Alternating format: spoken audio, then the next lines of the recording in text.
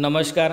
RT only YouTube चॅनलवरती आल्याबद्दल सर्वांचं स्वागत आहे. या व्हिडिओच्या माध्यमातून जिल्हा परिषद शिक्षक सेवक भरती कागदपत्र पडताळणीला 27 उमेदवार अनुपस्थित होते असं टायटल दिले.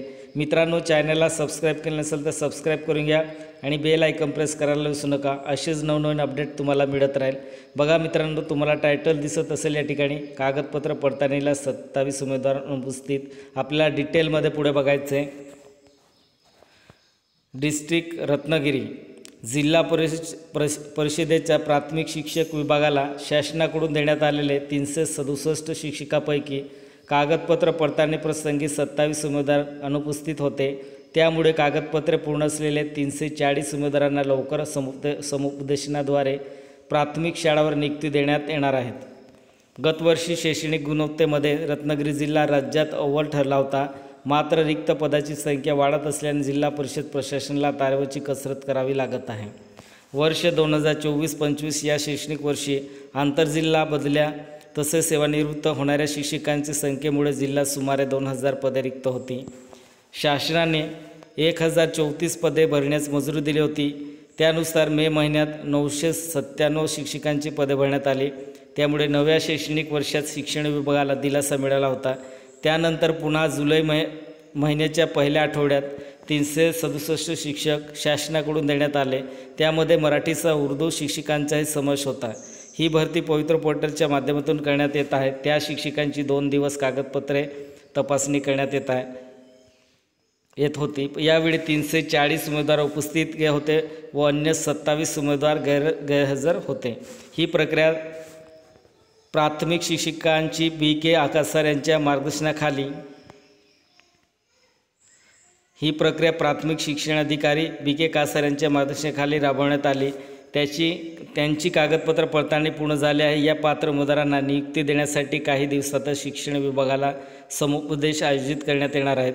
या समुपदेशनाच्या वेळी त्यांना शाळा देण्यात येणार आहेत. त्यामुळे रिक्त पदाचे आलेख कमी होणार असून जिल्ह्याची गुणवत्ता वाढवण्यात अधिक भर पडणार आहे. ग्रामीण भागातील शाळांना प्राधान्याने शिक्षक मिळावेत अशी अपेक्षा केली जात आहे. बघा, आणखी आपल्याला पुढे आधी 2 टप्पे पूर्ण, नंतर आंतरजिल्हा बदली झाल्याची धावपळ आणि रिक्त पदाचे ग्रहण. आता या ठिकाणी आपल्याला आधी 2 टप्पे पूर्ण जिल्ह्यात मे महिन्यामध्ये 997 शिक्षकांची भरती करण्यात आली होती.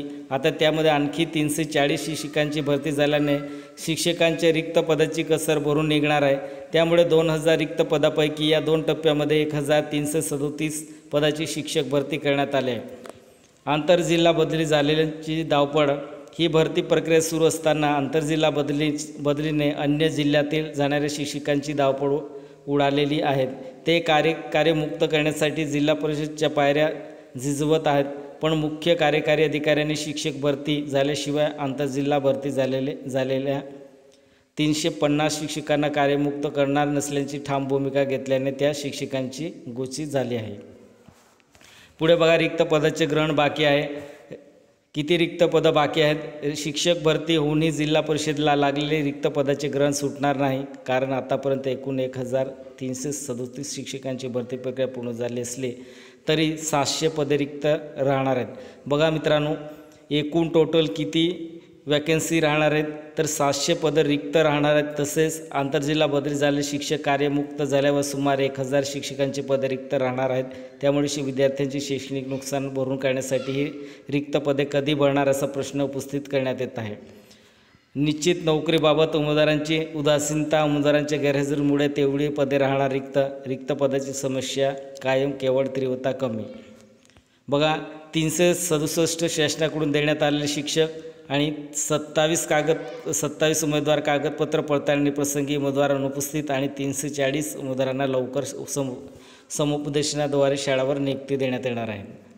मित्रांनो, व्हिडिओ आवडला असेल तर सबस्क्राईब, लाईक, शेअर आणि बेल आयकॉन प्रेस करायला विसरू नका.